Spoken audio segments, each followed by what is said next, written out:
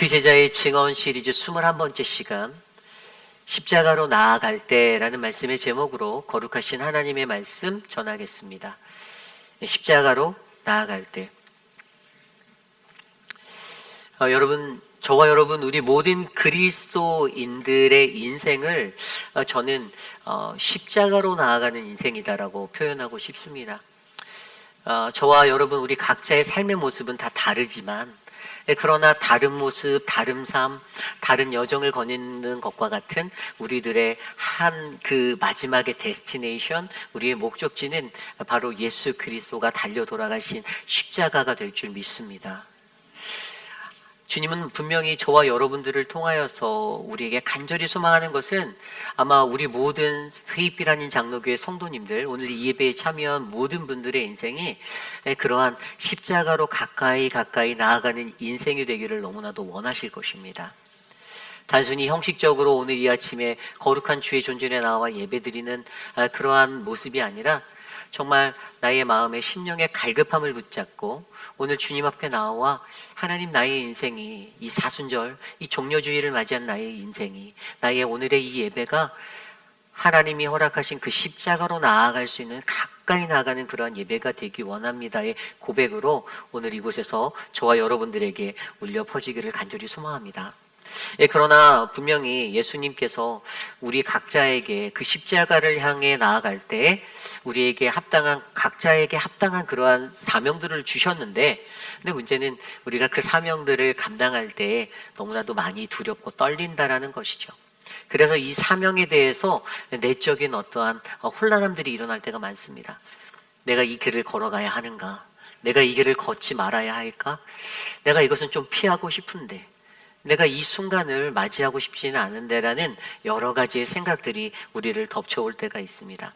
그러나 분명 오늘 우리에게 주시는 이 요한복음 18장 1절에서 11절의 말씀을 통해서 주님은 저와 여러분들에게 우리의 십자가로 가까이 나가는 삶에 온전하게 채워지고 이루어지기 위해서 과연 우리에게 무엇이 필요한지에 대해서 말씀으로 한 2가지 정도 설명해 주고 계십니다. 분명히 우리는 어제의 말씀을 통해서 17장 그리고 그 전날의 그 묵상을 통해서 우리는 이 17장의 이야기로 예수님께서 우리를 위해서 중보하고 계시는 분이라는 사실을 깨달았죠. 예수님께서 나는 곧 떠날 거야 라고 말씀하셨지만 제자들에게 그것들이 피부로 가까이 전달되지는 못했습니다. 그러나 그러한 제자들을 바라보며 주님께서 하신 기도는 주님, 저들을 구하여 주시옵소서, 저들을 보호하여 주시옵소서, 바로 이들을 지켜주세요라는 기도가 첫 번째. 그리고 2번째는 주님, 저들을 진리로 거룩하게 해 주십시오라는 그 기도. 그리고 마지막 3번째 기도는 주님, 그들이 하나가 되게 해 주세요라는 그 기도를 간절하게 올려드렸습니다. 그리고 오늘 말씀에서 바로 그러한 기도에 힘입어 주님께서는 이 말씀을 하시고 바로 십자가로 가까이 나아가는 그의 여정을 옮기고 계시는 것입니다. 오늘 이 시간 저와 여러분, 우리에게 부어주시는 은혜의 말씀 속에서 과연 나의 인생은 주님이 허락하신 그 십자가로 가까이 나아갈 때 우리는 어떠한 모습으로 나아가야 하는가? 십자가로 나아갈 때 과연 나는 어떠한 존재가 되어야겠는가를 말씀 속에서 깊이 있게 묵상해 보시며 이 사순절의 시간, 종려 주일 앞에 선 우리들의 삶이 거룩하신 그리스도의 십자가, 하나님의 영광을 바라보는 복된 인생 되시기를 간절히 축복합니다. 십자가로 나아갈 때 오늘 우리에게 주시는 첫 번째 말씀은요, 우리는 우리에게 주어진 사명의 시간을 마주할 용기가 있어야 합니다입니다. 우리는 우리에게 주어진 사명의 시간을 마주할 용기가 있어야 합니다. 오늘 말씀 1절 말씀입니다. 예수께서 이 말씀을 하시고 제자들과 함께 기드론 시내 건너편으로 나가시니 그곳에 동산이 있는데 제자들과 함께 들어가시니라. 아멘. 오늘 읽은 이 1절 9절 말씀에서 예수께서 이 말씀을 하시고 앞서 제가 인트로에서 설명드렸던 그 3가지의 기도, 나의 제자들을 보호하여 주시고 지켜주시고 또 그들을 진리로 거룩해 해주시고 그리고 주님, 그들이 하나 되게 하옵소서라는 이 기도가 드려진 다음에 예수님께서는 거처를 옮기십니다. 그런데 거처를 어디로 옮기시는가? 바로 제자들과 함께 기드론 시내 건너편으로 바로 겟세마네 동산으로 나아가는 거예요. 이 이스라엘 지형을 보면 서쪽에서 동쪽으로 선을 그어서 놓고 볼 때 지금 예수님께서는 이 서쪽에서 바로 이 베다니, 그리고 베다니 직전에 감난산이 있는 겟세마네 동산이 있는 그 지역으로 동쪽으로 이렇게 이동해 가시는 거예요. 그런데 서쪽에서 동쪽으로 무빙하다가 중간에 보면은 계곡으로 된 어떤 시내와 같은 지형이 나오는데 바로 여기가 기드론이라는 곳입니다. 기드론. 근데 우리는 가장 먼저 여기서 이 기드론이 어떠한 곳인지, 이 기드론의 영적 의미를 먼저 좀 생각을 해보아야겠어요.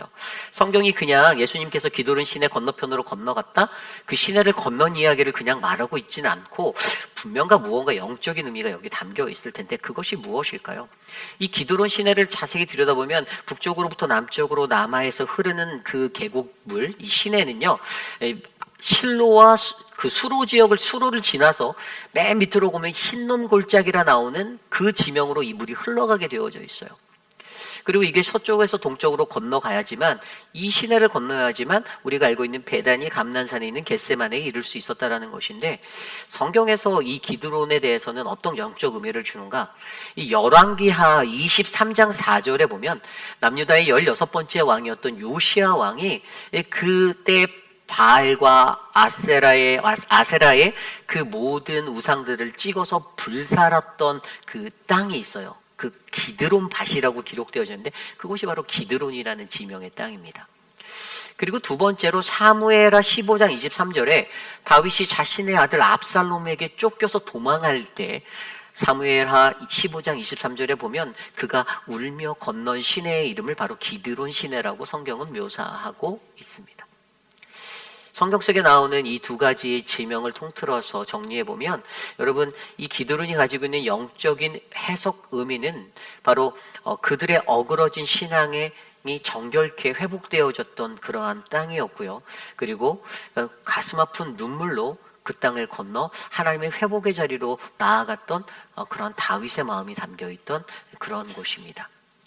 그러니 오늘 이 성경 속에 기드론 시내를 건넜다라는 이 표현은 예수님께서 이 땅에 살고 있는 수많은 사람들의 어그러진 신앙의 자세, 그들의 삶의 태도, 회복되어야 할 그 신앙의 자리들, 그 정결이 변화되어야 할 그것들을 바라보시고 눈물로 지나갔던, 건넜던 시내라고 우리는 영적으로 이해할 수 있는 것이죠.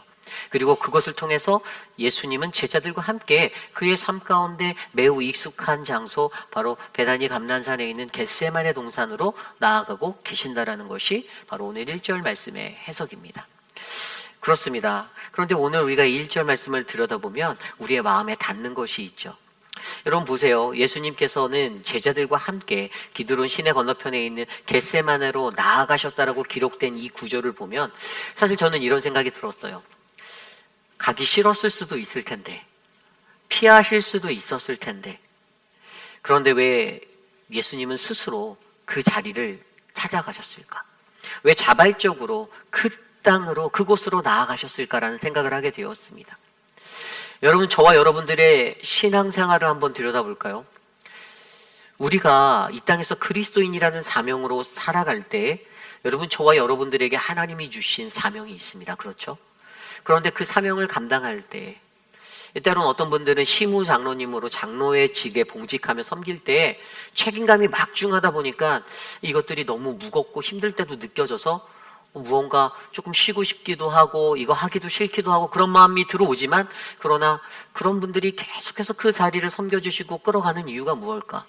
바로 오늘 예수님이 보여주시는 상황과 똑같아요. 여러분, 이것은 예수님 스스로가 자신이 계획한 그러한 플랜대로의 여정이 아닙니다.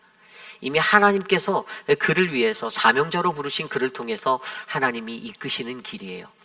근데 예수 그리스도는요, 어떠한 상황이든 내가 체포되고 그곳에 가면 체포될 것이고 그곳에 가면 내가 고난을 당할 것이고 수난을 당할 것이고 십자가에 매달리게 될 것이고 그곳에 죽게 될 것이라는 그 모든 것을 이미 알면서도 6절에도 예수께서 그 당할 일을 다 아시고 나아가니 라고 말씀되어 있잖아요. 다 알면서도 그것을 피하지 않고 나아가는 이 모습을 통해 우리에게 무엇을 말하는가? 그것은 바로 오늘 하나님의 사명을 받은 저와 여러분들은 우리는 바로 이 사명을 마주할 용기가 있는가라는 질문을 우리 스스로에게 던지는 것이죠. 여러분, 용기란 무엇입니까? 용기라는 것은요, 그냥 단순히 그냥 무섭지 않아, 두렵지 않아라고 느끼는 그 감정이 아닙니다. 그냥 겁없다 이렇게 표현하는 그러한 말의 장난이 아니에요. 성경적으로 말하고 있는 이 용기라는 것은요, 여러분 두려움을 느끼지만 두려움이 사라지지 않았고 여전히 내게 두려움이 있지만, 그러나 그 두려움 속에서도 내가 하나님이 내게 말씀하시는, 하나님이 원하시는 그 올바른 것을 선택해내는 것이 바로 용기입니다.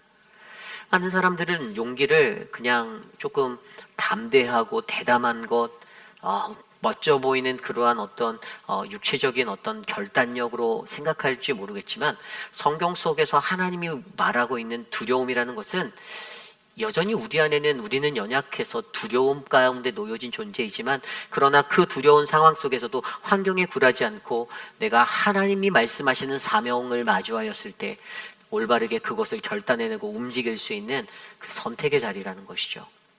저는 오늘 이곳에 계신 저와 여러분들에게 그러한 하나님의 은혜가 넘쳐나기를 간절히 축복합니다.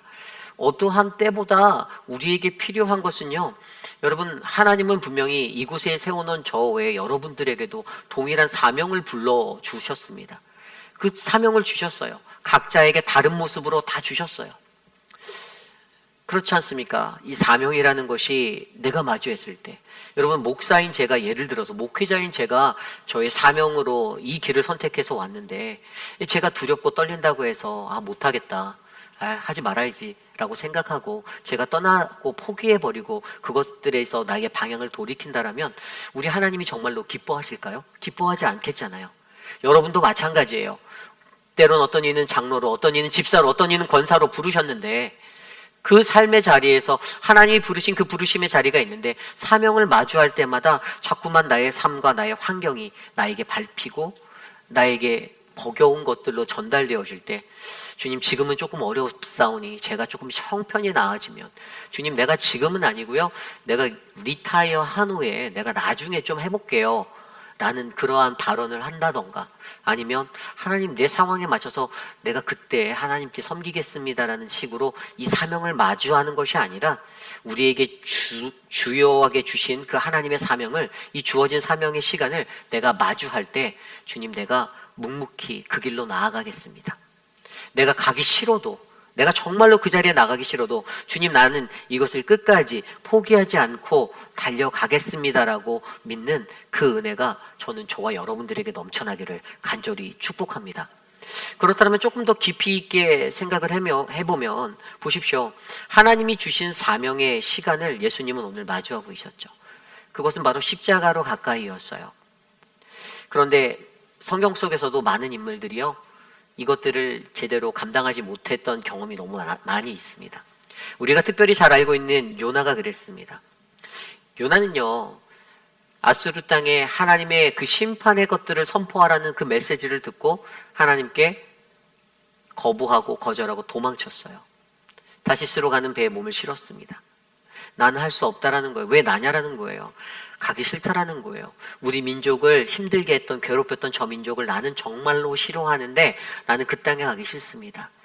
그런데 하나님의 계획하시면 어떻게 됐죠? 그를 그 바닷속에서 요나를 고기의 뱃속에서 사흘간 머물게 하시고 다시 하나님의 사명의 자리로 돌려놓으셨어요. 그래서 그가 발걸음을 돌려 아수르의 니느웨로 가서 그 땅에 임할 심판을 선포하게 되었습니다. 놀라운 것은 그 소리를 듣고 수많은 자들이 회개하였다라고 성경은 기록하고 있어요. 그런데 여기서 한 가지 더 우리가 생각할 수 있었던 건, 요나가 잘못된 마음으로 나아갔죠. 요나가 그 일을 마지못해 했어요. 어떻게 하냐고요? 그 힐에 올라가서 거기에다가 박농쿨 아래 그냥 텐트 치고 앉아서, 의자 깔고 앉아서 오늘 저 녀석들이 어떻게 망하는지를 내가 보리라고 관광하듯이 투어를 했어요.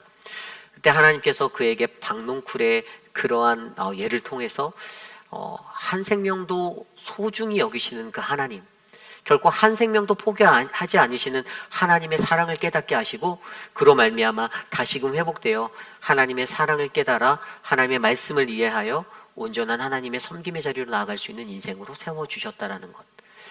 성경 속에도 그러한 인물들의 이야기가 너무나도 많이 있습니다. 그런데 이러한 모습 속에서도 오늘 저와 여러분들도 우리의 삶을 되돌아보면 분명 우리들도 그러한 위기에 놓일 때가 많다라는 거예요. 하나님의 사명을 내가 감당할 수 있다라고 하면서도 때로는 나의 상황과 환경 때문에 내가 포기하고 놓아버릴 때가 너무나도 많습니다.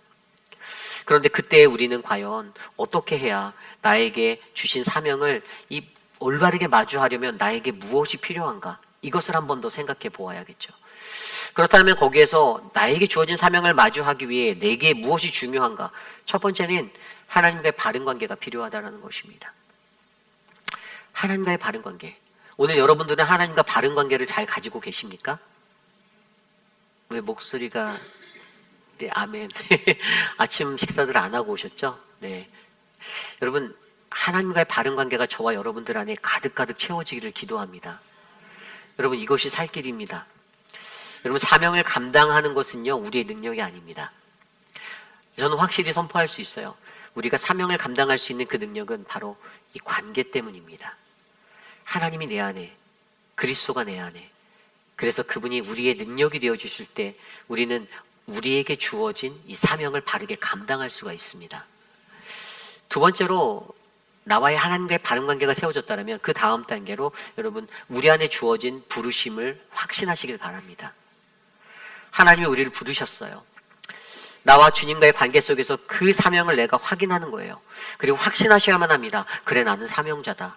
나는 사명자구나. 그런데 확신이 없을 때 어떤 일들이 일어납니까? 확신이 없다면 여러분 사명을 포기해요. 힘들면 그냥 돌아가려고 합니다.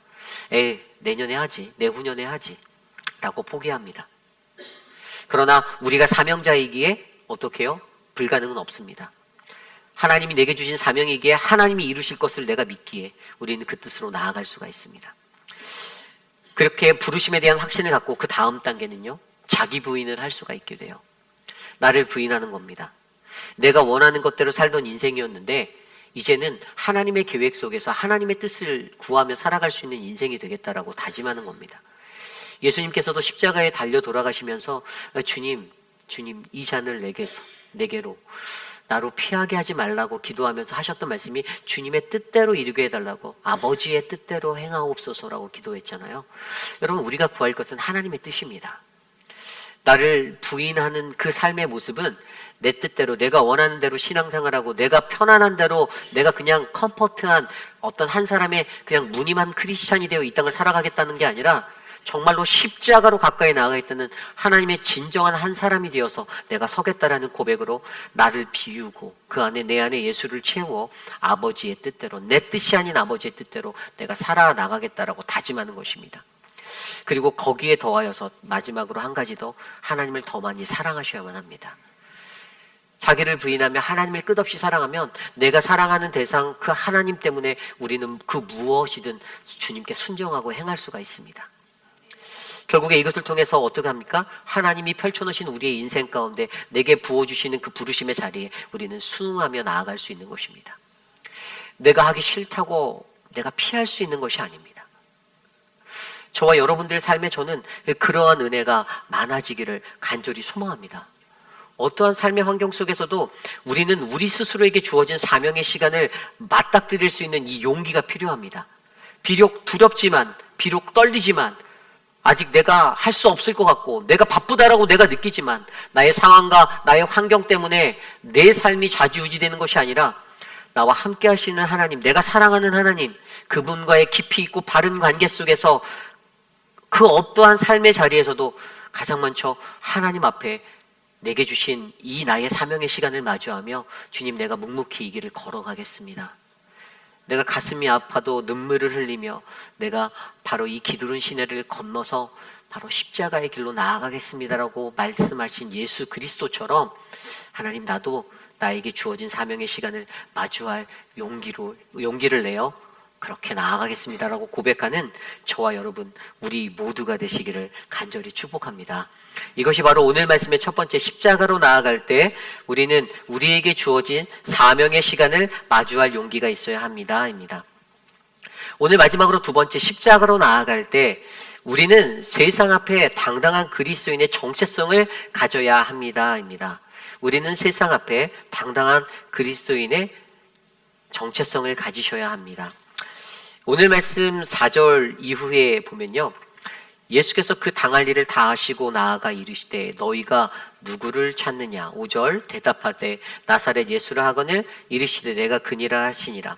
그를 파는 유다도 그들과 함께 섰더라. 6절입니다. 예수께서 그들에게 내가 그니라 하실 때에 그들이 물러가서 땅에 엎드러지는지라. 아멘. 여러분, 이 4절 이후의 말씀을 보면요, 너무나도 예수님의 이 모습을 보면 너무나도 존경스럽고 너무나도 귀하다라는 그런 마음이 우리에게 찾아오게 됩니다. 왜냐하면 예수님께서는 이 모든 일을 알고 당하고 계셨어요. 그죠? 여러분, 이곳에 계신 분들 중에 저를 포함하여 어떤 환난이 우리 앞에 올 건데 그것을 알고 당하라고 한다라면 과연 몇 명이나 그것을 당할 수가 있을까요? 아마 많은 분들이 주저하거나 회피하거나 그것을 피하려고 다른 것들을 모색할 것입니다. 때로는 예수님을 배반할지도 모르죠. 그러나 오늘 예수님께서는 자신이 당할 그 일을 아시면서도 어떻게 해요? 당당하게 자기가 누구인지를 드러내는 그 당당함으로 이 세상 앞에 서고 계셨습니다. 그때 그들을 예수를 찾는 그 무리를 발견합니다. 여러분, 그 무리는 무엇이었습니까? 3절 말씀에 보면 유다가 군대와 대제사장들과 바리새인들에게서 얻은 아랫사람들을 데리고 등과 횃불과 무기를 가지고 그리로 왔다라고 설명되어져 있습니다. 유다가 군대를 데려왔어요. 이 헬라어 원어 성경으로 3절 9절에 군대라는 단어를 보면 이 스페이라라는 헬라어 단어입니다. 스페이라라는 단어는 약 600명 정도의 부대, 대대급의 그 군부대를 얘기하는 거예요. 그러니까 한두 명이 온 게 아니고요. 600명가량의 사람들이 무리를 지어서 지금 대제사장들과 바리새인들과 함께 그곳으로 몰려왔다라는 거예요. 지금 이것이 바로 예수님이 처한 상황이었습니다. 그런데 예수님은 굉장히 이때 침착하셨죠.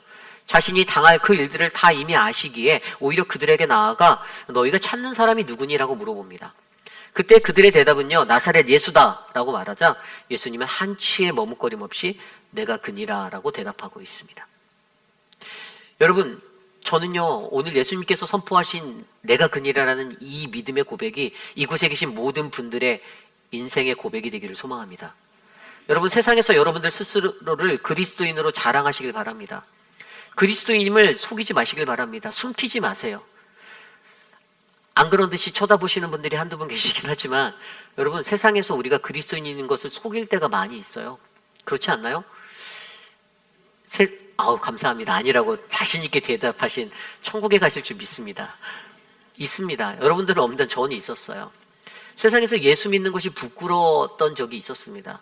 세상 사람들 사귀기에는 예수를 믿는다는 거 티를 내는 게 별로 안 좋다라고 느껴질 때가 저는 제 인생 속에서도 있었어요.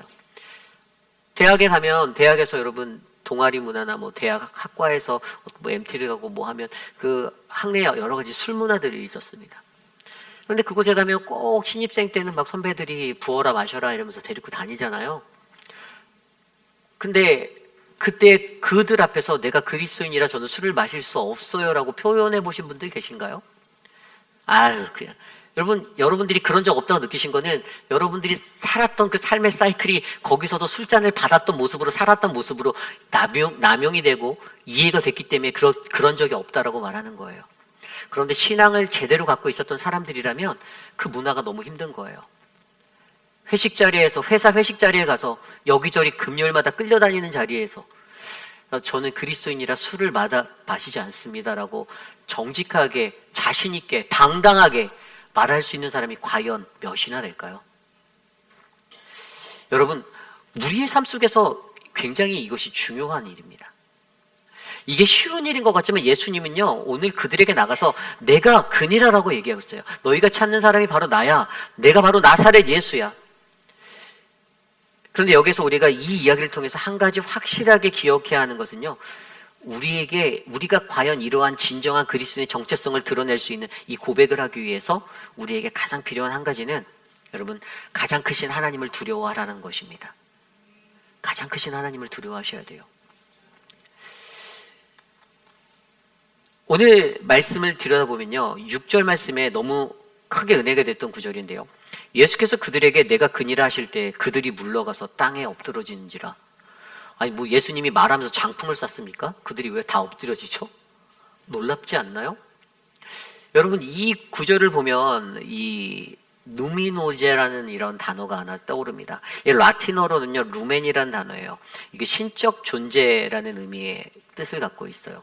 근데 이 누미노제가 뭐냐면 그들이 물러가서 땅에 엎드러지는 지라에 이런 행동이 일어나게 된 것을 이것을 그 신학자 오토라는 사람이 이것에 대해서 설명한 것이 있어요. 독일의 신학자였던 루돌프 오토가 이 누미노제라는 것, 이 두려움이라는 것을 설명할 때 이것을 어떻게 설명했냐면 그의 책에 보면 인간이 거룩한 존재 앞에 섰을 때 자신이 진실로 피조물임을 느끼는 그때의 감정적, 미학적, 직관적인 체험으로 이 두려움을 느낀다라고 그가 설명했습니다. 이게 좀 더 쉽게 말하면 뭐냐면 하나님의 거룩하심의 임재를 경험할 때 일어나는 현상이에요. 특별한 현상. 그리고 이것은 인간적인 위협이나 공포 때문에 느끼는 것이 아니라 하나님의 거룩하심에 압도되어서 느껴지는 그 두려움을 누미노제라고 했어요. 그래서 이 오토가 이것을 딱 보면서 이 루돌프 오토는 이 독일의 신학자가 이 구절을 보면서 그들이 물러가 땅에 엎드려지는 이 현상은 바로 누미노제 현상이다라고 설명하였습니다. 성경에선 예를 들어 이런 게 있어요. 이사야서 6장 말씀에 보면 이사야 선지자가 성전 안에서 가득한 하나님의 거룩하심 앞에 압도되어서 뭐라고 하였죠? 화로다, 망하게 되었도다. 나는 망했다라고 고백할 수밖에 없었던 그 현상이 바로 이 누미노제에 압도되어진 하나님의 거룩하심에 압도된 그의 고백이었습니다. 또 다른 것은 누가복음 5장에 베드로 또한 피곤하게 하루 종일 일하고 왔는데 바다에 나가서 그물을 던지라는 예수님의 말씀에 순종하여 그물을 던졌을 때 어떻게 되었죠? 그가 가장 먼저 수많은 고기들이 건져졌을 때 그의 고백은 주님 나를 떠나소서 나는 죄인이로소이다. 왜죠? 하나님이라는 그분의 거룩하신 그 두려움 앞에 이 누미노제 앞에 압도되어서 하나님의 거룩하심 앞에 압도되어서 내가 스스로 자복하여 고백할 수밖에 없었던 이 고백의 현상이 일어나게 되었다라는 것입니다. 그러므로 여러분 여기서 가장 중요한 것은요, 우리는 우리의 삶 가운데 가장 크신 하나님을 경외하고 두려워해야만 합니다. 이것이 중요해요. 그런데 세상 사람들은 어떻습니까? 하나님보다 사람이 더 크게 보입니다. A씨가 두려워요. B씨가 두려워요. C씨가 두려워요. 사람이 무서워요. 사실 사람이 무서운 건 아니죠. 사람의 그 입이 무서운 거죠. 그죠? 그 확성기로 틀고 다닐 그 모습이 두려운 거잖아요. 대부분. 그 사람이 무섭지는 않을 거예요. 여러분, 사람들의 눈치를 보고 사람들을 이리저리 살피는 그 우리들의 연약함들을 생각해 보십시오. 제가 예전에도 저희 사랑방 목자들 모였을 때 한번 설명드린 적이 있어요. 제가 달라스에 거하였을 때 그때 유학생 신분이었죠. F1 비자. 달라스에 거할 때가 2009년도, 10년도 뭐 한 5, 6, 7년 그곳에 있었으니까. 근데 그때 제가 이제 학생 신분으로서 우리 어떤 장로님이 한번 저한테 그 얘기 해드렸더니 사랑방 목자 때 손을 딱 드시더니 목사님 그거 불법인데요 딱 이러시는 거예요. 학생이 일하면 안 되는데 왜 이랬냐고. 너무나도 정확하신 우리 꼼꼼하신 장로님들. 근데 제가 하여간 뭐 일을 할 수밖에 없는 처지였어요. 학비를 벌어야 됐고 이제 살았어야 됐기 때문에 사역을 하며 공부를 하고 이렇게 살았을 때 그 핸드백 홀세일 가게에서 일한 적이 있었어요.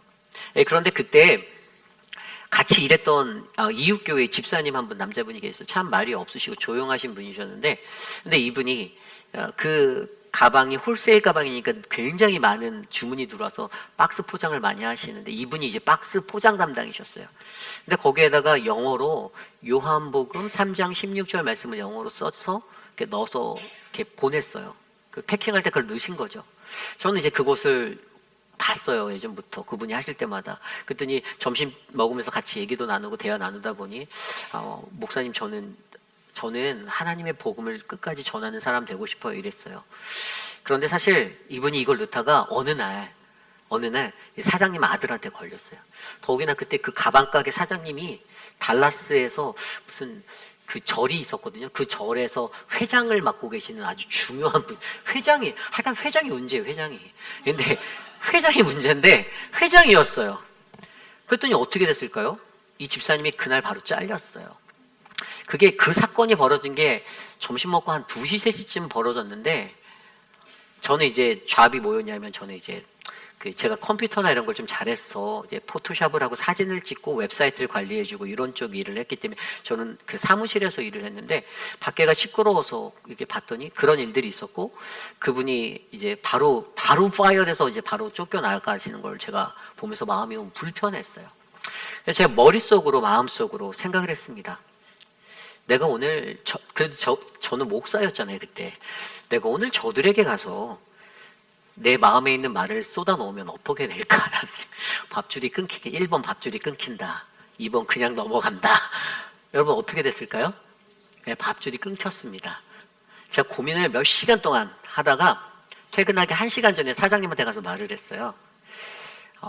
물론 사장님이 그러니까 불신자는 안 믿는 사람이 아니고 불교신자 줄여서 불신자인 건 알고 있고 또 열심히 사시는 분인 건 저도 알지만 그리고 저렇게 일하는 종업원이 허락받지 않고 그렇게 일하는 것도 분명히 문제가 있지만 단번에 대번에 사람을 그렇게 매몰차게 파이어하시는 것은 하나님이 좋아할 것 같지 않습니다 했더니 그래 그럼 너도 가 이러시더라고요. 저도 짐을 쌌습니다 그날부로. 여러분 하루를요 유학생활하면서 하루를 못 보면 저는 그달의 아파트 페이먼이나 학기에 학비를 준비하기 되게 어려웠어요. 그러니까 머릿속으로 정말 그 앉아있던 한 3시간 남아서 이렇게 생각하는 그 동안의 시간이 1000년 같았어요. 고민이 되는 거예요. 말할까 말까. 아카시아 잎을 하나씩 뜯으면서 말한다 안 할까 이렇게 하고 싶을 정도로. 그러나 그 마음속에 하나님이 제게 그래도 너는 세상에서 당당히 살아가는 목사다. 너는 그리스도인이다. 너가 누구인지를 생각해라. 라는 그것으로 나아갔을 때, 그 용기를 내어 그것을 전하였을 때 저는 당당히 잘리고 하나님께서 3일 만에 예수님과 같이 3일 만에 저에게 거기보다 진짜 제가 거기서 8불 받고 이랬는데 12불 받는 대로 저를 옮겨주셨어요. 그래서 제가 달라스를 떠날 때까지 그 뒤에 걱정을 안 하고 살 수 있는 은혜를 제게 주셔서 제가 믿었죠. 신실하신 하나님, 내가 그리스도인임을 자랑하고 그리스도인임을 나타낼 때 하나님은 나와 함께 하신 하나님이다. 여러분 그래서 우리에게 중요한 것은 가장 크신 하나님을 두려워하며 사는 인생이 되셔야 한다는 겁니다. 나의 정체성을 내가 드러내고 나타내기 위해서 가장 크신 하나님을 드러내는 거. 그런데 그것뿐입니까? 아니에요. 두 번째로 한 가지 더 필요한 게 있는데 그것은 무엇인가 하면 바로 그 사람들은 자기의 사람들을 지킬 줄 아는 사람이라는 거예요. 오늘 말씀도 들여다보면 예수님이요 7절 이후에 이에 누구를 찾느냐라고 다시 물으셨어요. 그때 그들이 나사렛 예수라고는 예수님이 8절에 이렇게 말씀하시죠. 내가 그니라 나를 찾거든 이 사람들이 제자들이죠. 이 사람들이 가는 것을 용납하라. 내 제자들은 보내줘. 너희가 목적으로 한 나를 잡았으니 내 제자들은 다 보내줘. 여러분 자기가 그리스도인이라고 그 정체성에 확고하게 살아갈 수 있는 믿음의 사람은요 자기와 함께하는 사람을 지켜낼 수 있는 사람입니다. 들여다보십시오. 세상 사람들은 자기가 살기 위해서 자기와 함께하는 사람을 팔아버리는 가룟 유다와 같은 사람이 많이 있죠. 다른 사람을 딛고 일어서야만 내가 올라갈 수 있고 내가 잘못했어도 다른 나보다 힘이 약한 나보다 언더에 있는 사람들을 내세워서 방패를 막아야 내 목숨은 보존할 수 있다는 게 세상의 원리고 세상 사람들의 삶의 방식입니다. 그러나 우리는 하나님의 그리스도인으로서 그리스도인의 정체성을 가지고 살아갈 때 우리는 어떻게 해요? 나를 지켜주시고 보호하시는 분이 하나님이심을 내가 믿는다라면 담대하게 믿음으로 그 앞에 선다라면 여러분 그 어떠한 것도 두렵지 않게 될 것입니다. 그러면 나와 함께하는 자들을 자기가 사랑하는 사람들을 지켜내 줄 수 있는 거예요. 이건 제 말이 아닙니다. 우리가 이미 요한복음에서 배웠어요. 앞에 10장 10절 11절에서 뭐라고 나왔습니까? 도둑은 훔치고 죽이고 파괴하는 것을 목적으로 이 땅에 왔으나 그러나 나는 선한 목자다. 선한 목자는 남을 위하여 자기의 목숨을 내어놓는다. 양을 위하여. 아멘. 여러분 우리가 진짜 선한 목자 진정한 그리스도인이면 여러분 우리는 나의 살에 베어짐 나의 아픔을 통해서 나와 함께하는 자들을 보호하고 하나님의 구원의 방주로 인도해낼 수 있는 믿음의 사람이 될 줄 믿습니다. 저는 그러한 분들이 이곳에 정말 많아지길 원해요. 우리 교회 회의빛 아닌 장로교회라는 이 교회의 성도님들은 여러분 세상 앞에서 당당한 그리스도인의 정체성을 드러내시길 바랍니다. 때로는 그리스도인이라고 말하면 조금 피해볼까봐 진급에 걱정이 될까봐 그런 것이 아니에요. 한국에는 그런 문화가 너무 많아요. 직장생활 할 때도. 그런데 내가 그리스도인임을 나타내고 내가 그리스도인임을 자랑하고 살아갈 때, 왜요? 나의 삶에 가장 크신 하나님을 내가 두려워하니까, 그 누미노제 되시는 그 하나님이 내게 있는 것을 내가 아니까 나는 그분의 그것에 압도되어서 나는 주님이 제일 무서워요. 주님, 나 좀 도와주세요. 그리고 그것을 통해서 그리스도인의 삶의 모습은 자기와 함께하는, 내가 사랑하는 자들을 보호하고 지켜낼 수 있는 그 믿음의 사람. 저는 그것이 오늘 이곳에 계신 저와 여러분들 우리 모두의 삶이 되시기를 간절히 소망합니다. 여러분, 세상이 얼마나 무섭습니까? 오늘 말씀에도 보면요, 아까 그 600명 이상의 부대, 군대가 왔어요. 그리고 두 번째로 무기를 가지고 왔다고 나와 있어요. 칼이에요, 칼. 여러분, 오늘 예수님의 이 시대가 시대적으로 언제죠? 이때가 여러분 우리가 잘 알고 있는 옥타비누스 황제, 로마의 초대 황제 때, 우리가 잘 알고 있는 아우구스투스 황제 때예요. 이 사람의 때가 BC 63년부터 AD 14년까지니까 오늘 예수님의 이때는 분명히 정확하게 그때의 사람입니다. 근데 옥타비아누스 황제가 무엇을 했나요? 여러분들 기억나실 거예요. 팍스 로마나. 그 단어가 이 사람 때 시작된 거예요. 이 사람으로부터 외쳐진 거예요. 팍스 로마나가 뭡니까? 원래 고질적으로 지중해 연안에서 이 로마라는 제국은 전쟁이 많았습니다. 그리고 여러분, 황제라는 황제권이 수립되기 전에는 여러분들은 너무 잘 알게 삼두정치라고 하는 세 사람이 같이 통치하는 제도로 있었던 나라가 바로 이 땅이었어요. 거기에 황제라는 이 옥타비아누스가 첫 번째로 황제가 되고 나서 그가 모든 내전을 종식시키고 그가 모든 지중해에서 외세가 침략해오는 모든 것들을 어떻게 칼로 막아내고 싸워서 그것들을 평정했을 때 그가 바로 뭐라고? 로마가 평화다라는 이 평화의 시대 팍스 로마나를 외치기 시작했다는 것이에요. 이것은 세상의 평화입니다. 세상이 큰 것은 칼을 가지고 있기 때문에 그들이 크다라고 느꼈던 거예요. 그러나 오늘 이 시대를 살아가는 저와 여러분들에게 무엇입니까? 그들이 갖고 있는 칼이 두려움과 공포가 아니라 아까 말씀드린 대로 누비노제 되시는 우리 하나님이 우리에게 큰 공포가 되는 거예요. 그분이 우리에게 두려움이 되는 거예요. 그러니 그 하나님 때문에 어떻게 해요? 우리의 삶 가운데 팍스 로마나와 같은 평화가 하나님 때문에 예수 그리스도를 통해서 우리에게 임하게 된다라는 이 사실들을 저와 여러분들이 믿으며 하루하루를 살아갈 수 있다는 것을 우리가 기억하셨으면 좋겠습니다. 힘의 원리는 절대로 모든 우리 그리스도인들을 넘어뜨릴 수 없습니다. 우리가 가지고 있는 예수 그리스도, 내 안에 보배, 우리 안에 진리 되신 예수 그리스도가 있다면 여러분, 우리는 바로 로마 제국이 휘둘렀던 그 칼보다, 그 무게보다 더 강력한 주님이 우리의 능력이 되어서 우리는 이 땅 가운데서 세상 앞에서 당당하게 오늘 하루를 행복하게 살아내시는 우리 모두가 될 줄 믿습니다. 이것이 바로 오늘 말씀의 마지막 십자가로 나아갈 때 우리는 세상 앞에 당당한 그리스도인의 정체성을 가져야 한다입니다. 이제 말씀을 정리해 보고자 합니다. 여러분, 오늘 말씀을 통해서 여러분들은 어떠한 생각이 우리들의 마음 가운데 다가오십니까? 십자가로 나아갈 때, 여러분, 십자가로 나아갈 때, 저는 오늘 이 말씀을 통해서 우리에게 주신 사명의 시간을 마주할 용기를 낼 수 있는 그 용기가 내게 필요하다라는 마음, 그리고 세상 앞에 당당한 그리스도인의 정체성으로 살아가야 된다는 마음을 갖게 되었습니다. 그런데 한 가지, 오늘 말씀의 후반절 10절, 11절에 나오는 최고의 비법이 여기 안에 담겨 있었는데, 과연 우리가 이 십자가로 나아갈 때 이 수많은 영적 전쟁 가운데 어떻게 싸워야 하는가 한 가지를 딱 짚어주셨어요. 10절, 11절. 이에 시몬 베드로가 칼을 가졌는데 그것을 빼어 대제사장의 종을 쳐서 오른편 귀를 베어버리니 그 종의 이름은 말구라. 예수께서 베드로더로 이르시되 칼을 칼집에 꽂으라. 아버지께서 주신 잔을 내가 마시지 아니하겠느냐 하시니라. 아멘. 여러분, 베드로가요, 화가 났어요. 분이 올랐어요. 예수님이 잡혀가는 그 장면을 목격하고 칼을 뺐어요. 그래서 말고의 귀를 베었어요. 그런데 예수님이 하시는 말씀은 베드로야, 칼을 칼집에 꽂으라라고 말씀하시는 거예요. 폭력의 저항 앞에 폭력으로 저항하지 말라라고 말하는 거예요. 우리 그리스도인들이 이러한 상황 속에서 우리가 어떻게 대처해야 되는가? 십자가로 나아갈 때 우리를 공격하는 수많은 공격이 우리들에게 영적으로 찾아올 텐데, 우리의 공격은 바로 여러분, 폭력 가운데 비폭력의 항쟁을 우리가 해야 한다는 것이에요. 그럼 이게 뭔가?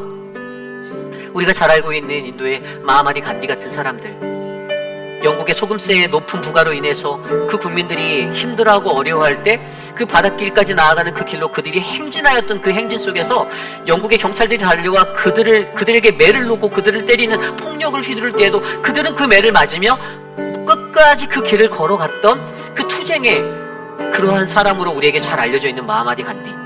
그런데 여러분, 이것이 무엇입니까? 외적인 것에 대해서 우리가 외적인 힘으로 그것을 대항하는 것이 아니라 외적인 것을 감당해내고 그것들에 맞서 싸울 수 있는 것은 바로 우리 내면의 힘이라는 것이에요. 베드로에게, 오늘 모든 우리들에게, 모든 제자들에게 주님의 말씀하시는 것은 우리를 공격하는 수많은 외적인 전쟁 가운데 우리는 이 내면의 힘을 키워내야 한다는 거예요. 내면의 힘. 여러분, 그 내면의 힘이 무엇입니까? 저와 여러분들에게 이러한 말씀이 있어요. 마태복음 5장 39절 말씀. 나는 너희에게 이르노니 악한 자를 대적하지 말라. 누구든지 내 오른뺨을 치거든 왼편도 돌려내라. 여러분, 이 말씀 어떻게 해석하세요? 그래, 오른쪽 맞았으면 왼쪽도 대주자라고 이해하십니까?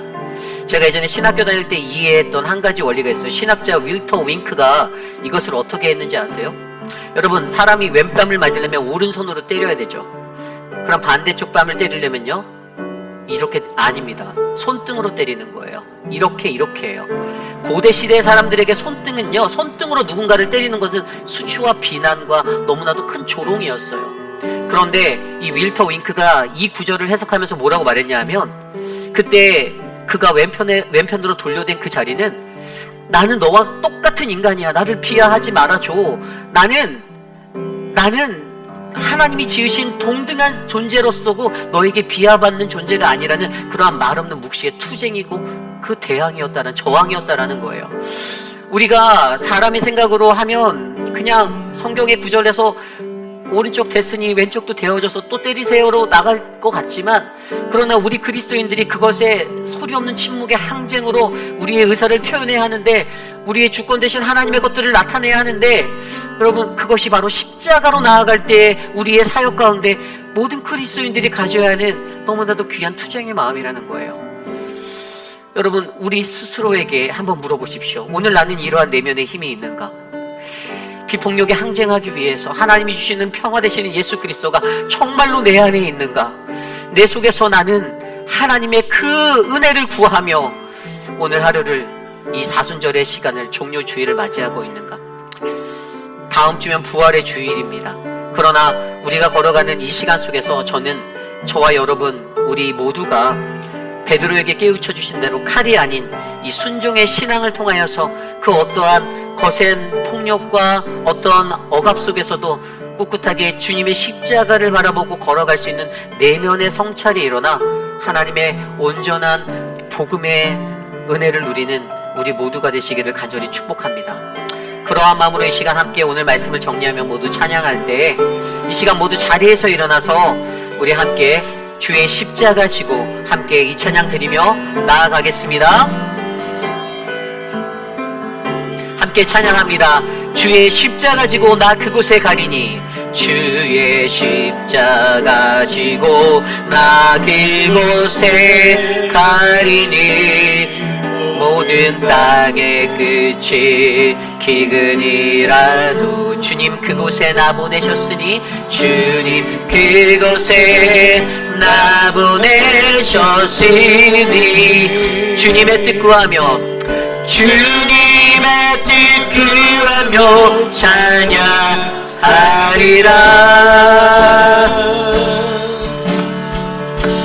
주의 영광을 위해 나 그곳에, 주님의 손이, 주님의 손 보호하신 내 삶은 나그네 삶입니다.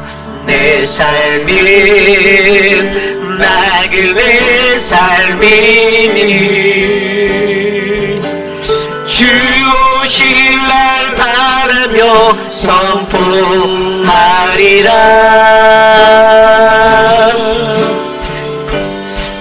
주의 십자가 그 땅에 꽂히며, 주의 이름으로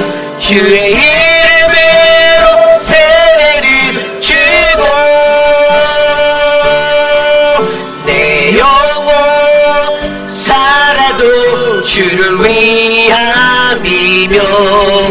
죽어도 주를 위한 것이니. 성령이여 임하소서. 성령이여 임하소서. 이 땅 위에 이 땅 위에 임하. 우리 다시 한번 고백할까요? 주의 십자가 지고 주의 십자가 지고 나 그곳에 가. 모든 땅의 끝이 모든 땅의 끝이 기근이라도 주님 그곳에 나 보내셨으니 주님 그곳에 나 보내셨으니 주님의 뜻을 구하며 주님의 뜻 구하며 찬양하리라. 주의 영광을 위해 나 그곳에 주님의 손이 나를 보호하십니다. 내 손이 보호하신 내 삶은 나그네 삶이니 내 삶은 나그네 삶이니 주 오실 날 바라며 선포하리라. 주의 십자가 그 땅에 꽂히며 주의 이름으로 세례를 주고 내 영혼 살아도 주를 위함이며 죽어도 주를 위한 것이니. 성령이여 임하소서. 이 땅 위에 임하소서. 주의 십자가 그 땅에 꽂히며 주의 십자가 그 땅에 꽂히며 주의 이름으로 세례를 주고 내 영혼 살아도 주를 위함이며 죽어도 주를 위한 것이니. 성령이여 임하소서. 이 땅 위에 성령이여 임하소서. 성령이여 임하소서. 이 땅 위에 임하소서. 참으로 존귀하신 하나님 아버지, 주님의 크신 은혜에 감사합니다. 하나님, 사순절을 보내며 또 우리에게 주신 이 종료주의를 지나며 주님의 십자가로 가까이 나아갈 수 있는 우리들의 삶을 회상케 하시니 감사합니다. 주님, 우리들이 이 땅에 사는 동안에 하나님, 아무리 두렵고 떨리는 세상의 풍파가 우리에게 몰아친다 하여도 우리 각 사람에게 주어진 이 사명의 시간을 마주할 용기를 허락하여 주시옵소서. 세상 앞에서 나는 그리스도인입니다 라고 당당하게 외칠 수 있는 하나님의 크심과 자기를 사랑하는 자들을 지킬 줄 아는 그 넉넉한 마음으로 하나님, 이 공동체가, 우리 교회가 주님의 아름답고 거룩한 성전 되게 하여 주시옵소서. 수술을 회복 중이신 이미의 성도와 사랑하는 우리 한영숙 집사님을 주님 지켜주시고, 하나님, 저들의 삶 가운데 하나님의 만지심이 저들을 더욱더 아름답고 거룩하게 일으켜주실 능력이 되게 하여 주시옵소서.